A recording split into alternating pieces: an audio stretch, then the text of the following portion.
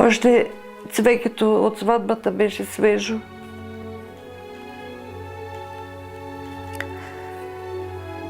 Това цвеке се фърли, после друго се донесе па за погреб.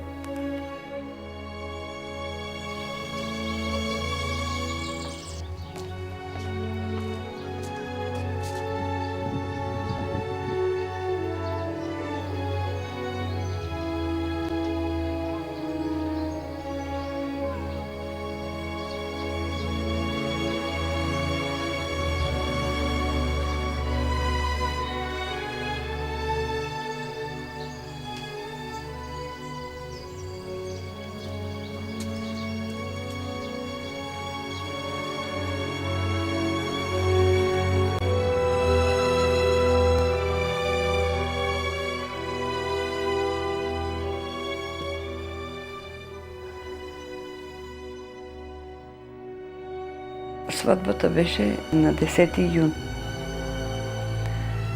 И щом помина сватбата, понеделник имаме тук едни адети, кравайче кръшаме по гачета шо е.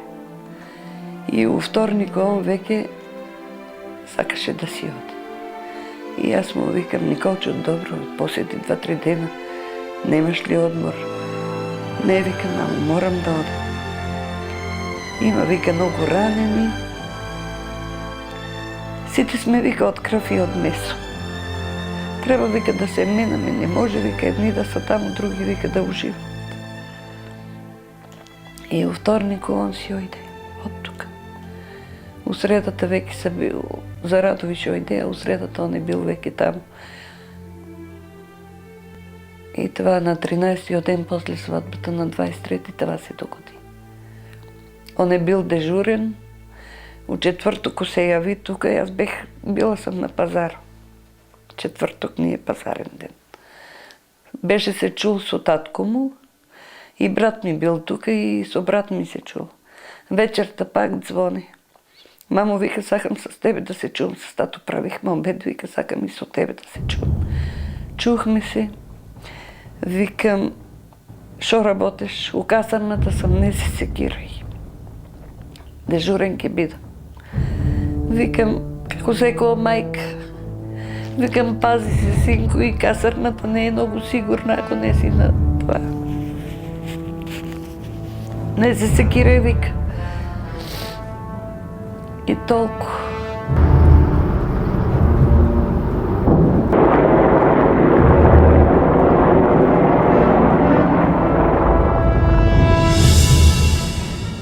Вика: в нощи се явува днеска, вика, не е. А викам: дека изгледа, вика, на терене. И кой ми кажа: оте е на терен, аз веке оладнех, викам. Шо ми на терен, това се знае.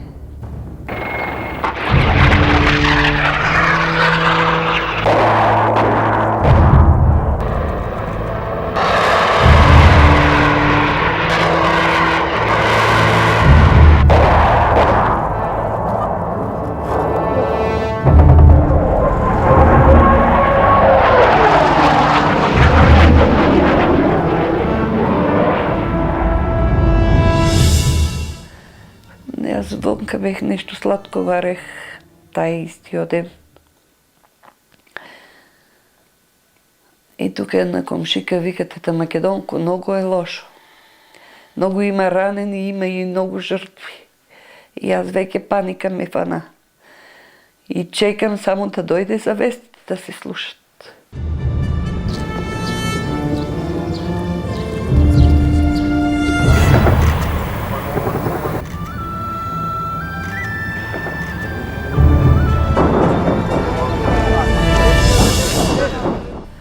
После по телефону, кога ми подзвония, и аз се явувам, а чеках да чувам вести. Вести не дадея. От 12 саато вести не дадея. Тук само жална музика, опери. И викам: шо е сега, вести не дават. А тук веке се е знаяло от 11 саато. Знаяли са другарите от Никола загинал. А аз нищо не съм знаела. И събалето от 2 саато дойде инспектор тука шо е на това, на полицијата. Ојдел каде кумата, вика како да им соопштам. Мене вика не ми фаќате, јас нек не сам венчавала, сега вика додам такво да кажувам, не можам. И тај комшија му е там на еден од мажо ми братучет. Вика, ќе дојдеш ли со мене, ќе дојда. Отвори, вика, кога се јавија веќе на телефону, јас отворих вратата и кога видех него, викам, нешто лошо со син ми да нема. И тај братучедо вика, лошо е. Само тоа ми го рече и јас веќе сам паднал. А тука било и болничка кола имало, и се имало, ама јас ништо не сум видела. И кога мене свестија, јас сам веќе у собата била, бех на кревето. И само почнах да викам, Никола, зашто си го синко живото даде?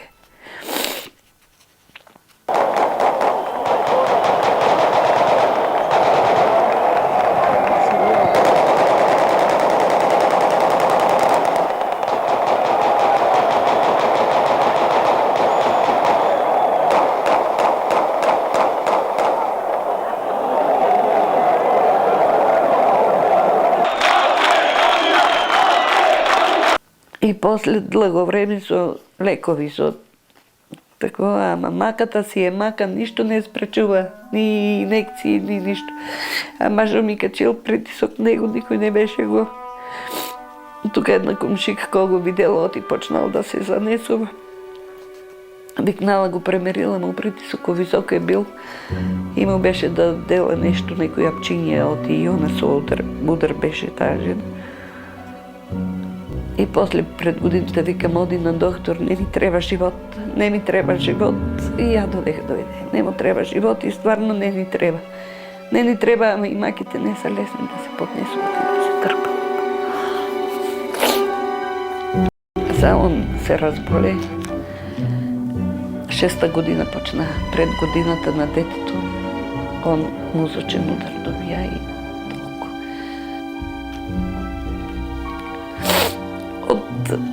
Далечко јас не саках да оде у полиција. Имаше желба за униформа. Маму вика, бар право ки се вработам, вика. Ојде у Сараево, заврши 8 оделение. Ојде у Сараево. Од тамо почна државата да се распаѓа. Маму, шо да правам? Викам, ки си дојдеш. Маму така не ни пуштат. Јас од тука звонеј. Шо е работата, шо да праваме со децата. Еден од мајка роден вика, госпожо, од дека се јавуваш? Викам, од Берово. Слободно ми дума и вика македонски. Јас вика бех у Струмица на работа и ке се разбереме. Викам, син имам таму. Вика, шо да ти кажам, македонските деца се повлечуваат. И оттам кога не биде, он дојде и право у центару беше, ојдел у Скопје сам. Вика, мамо, мен тука ќе ме примат и јас вика ќе одам полицаец. Ти си прво дојди дома да видам и како што не, вика, јас ќе одам полицаец, вика. Тука вика да завршам гимназија, после вика ќе не може на факултет, сиромаштието силно. Не можам, вика, да одам на факултет и шо ќе работам. А така вика, ќе се вработам, ќе си бидам свој човек.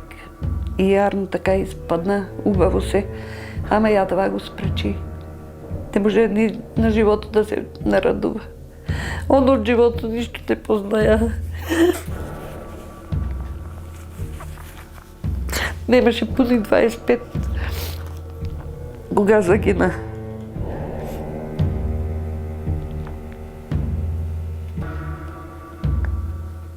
Тие са судбини тешки, да не дава Господ да врли душман. Како го него потрефи, како го... не знам. А беше примерен. И ученик беше примерен. И работник беше примерен. Пофалби имаше и од командири. Ама живот немало.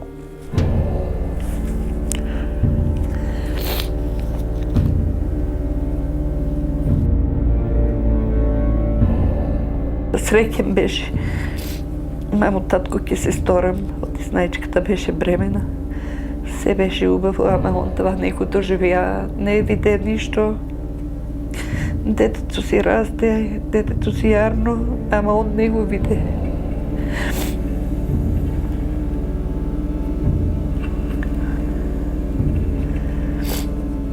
И нели викаш, бабо, на небото, па нека дойде с некој авион да го видам, ти да виж какви молбети ми прави, бе. Абе, срцето ми го кине као оваки.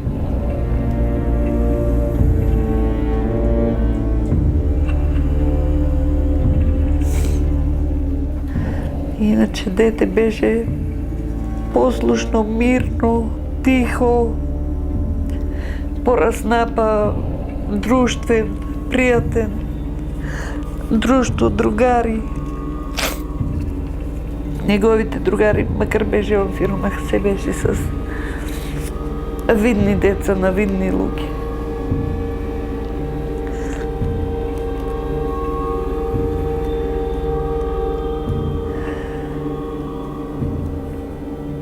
Всекакви моменти е имало, татко му беше под стечај, јас не вработена, пари нема.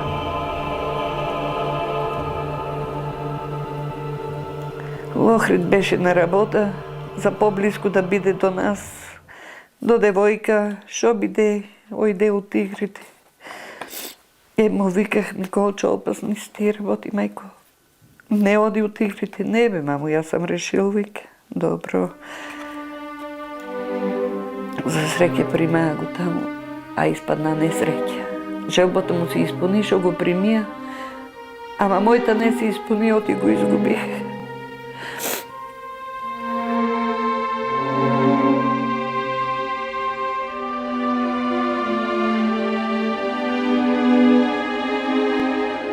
А како биде, шо биде, дадоа си ги животите без никаде ништо. Така, за ништо. Мајката му била, фрли униформата и оди си дома, тие шо са баркали работата, они нека се борат. Нека си ги дават животите, ама не са луди. Нашите деца, сиромашците деца.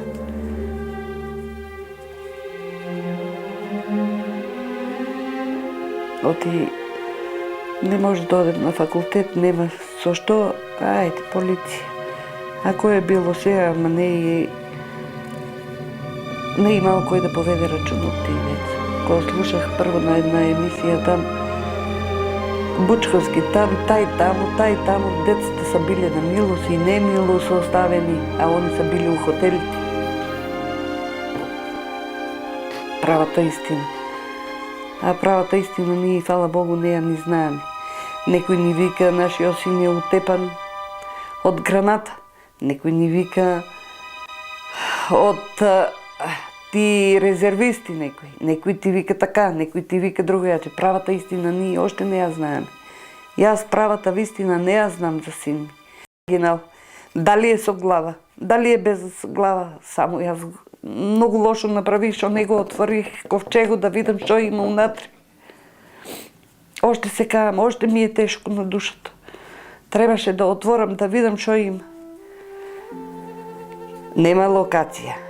Ке се најде локација, ке се почне. После викат ке бидат за знајни и незнајни. Родителите со тоа не се согласија, од знајни се знаат нашите деца се знајни, а незнајни се албанците. И не може са нашите што са се бранили од тие и тие што се ги тепали да бидат на едно место. Не е вред. Плюс това, рекоа оти ке у секој град дека има загинати бранители, да има спомен обележие. Дали ќе биде улица, дали ќе биде нешто, било што, важно да се обележи, да има спомен обележие. Секаде има, јас ај у Струмица ќе се граде за Јанев и за това од едно друго село таму, Китанов ли како. Само у Берово нема. Само у Берово нема спомен обележие. А у Берово е Никола од това, Зоран и тај Димитар, ама добро, они у Штип живеа, там може да има, а тука нема. У Берово нема ништо. Јас захтевам како мајка спомен обележи обавезно и у Берово да има. А кој ќе го направи? Дали општина, дали држава? да се знае, одее за таа Македонија дадат животот негов. Јас мажу ми кога се разболе, он беше многу агресивен, беше страшно нешто, неподносливо. Ојдех при нашиот градоначалник да го молам на коленца, некаде да се најде место, да се најде нека установа, додека се малку смири да поседе таму. Он не сака да ми излезе у сусрет. Јас тие години, колку сам мајки поминала, колку сам престрадала, само јас знам. А јас кога ојдех при него, он на телефонот си ме обед правеше дека да оде на ручок. И шо можам јас сама да направам? Шо за такви родители немаше кој да се погрижи, нема кој да излезе у сусрет. Јас имаме ние дадено там по едно такво на здравствената книжка. Ама од се това немаме ништо ние. Ние се плаќаме. Јас секој вечер, ако не е преку вечер, јас лекар и викам дежурни да доваѓам. Јас го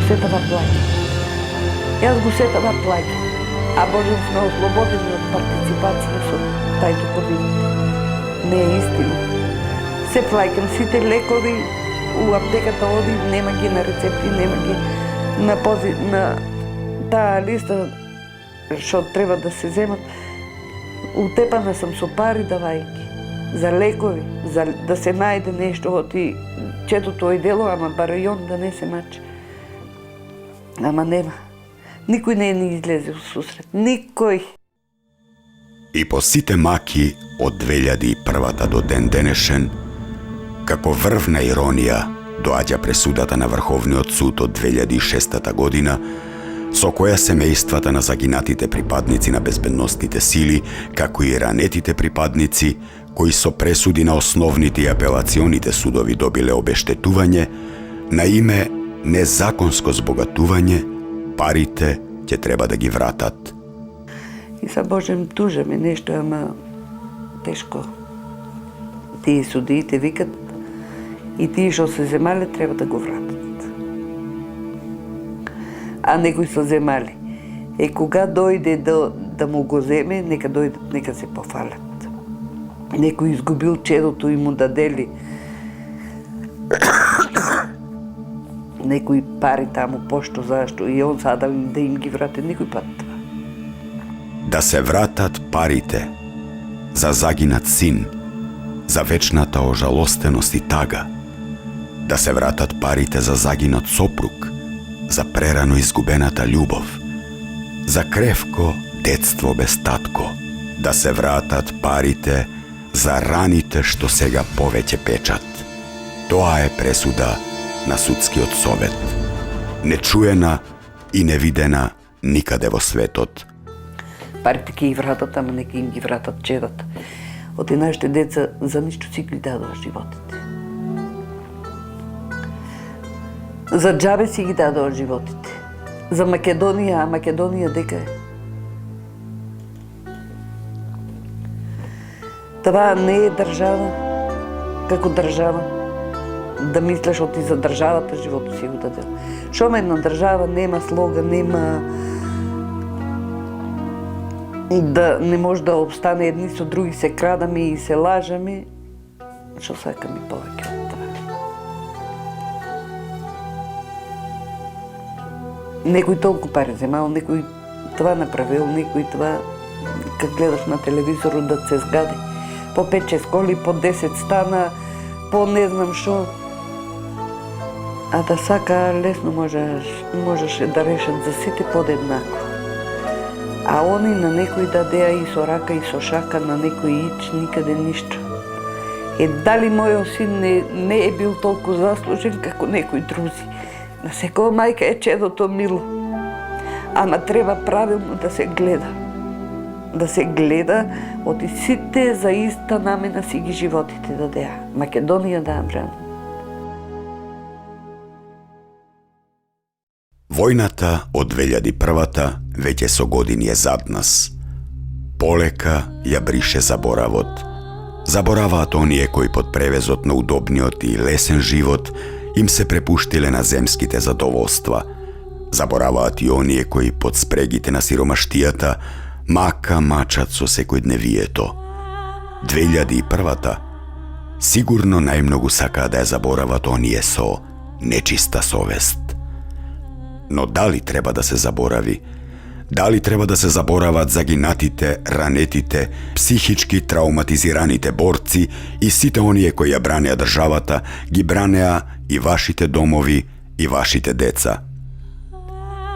Дали треба да се заборави 2001-та, барем како историска ука и поука, оти тој што не почитува народно искуство и не влече историски поуки, самиот се предодредил за преповторување на старите и правење нови и нови грешки.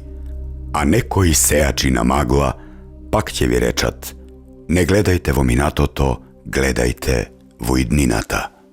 Ова и беше само еден наш скромен документаристички придонес со мал поглед врз скорешното минато, за побистар и попродорен поглед кон иднината.